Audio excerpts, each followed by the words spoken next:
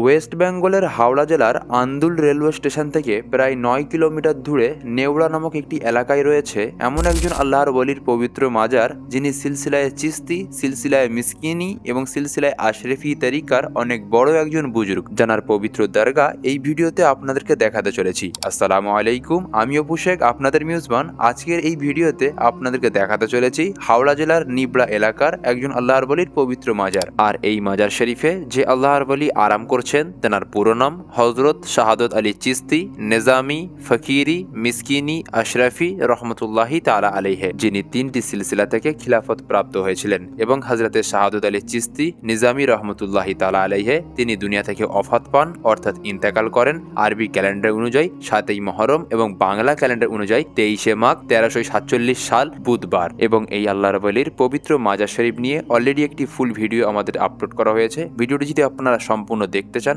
অবশ্যই আমাদের ইউটিউব চ্যানেলে গিয়ে হযরতের মাজার শরীফের ফুল ভিডিওটি দেখে আসতে পারেন।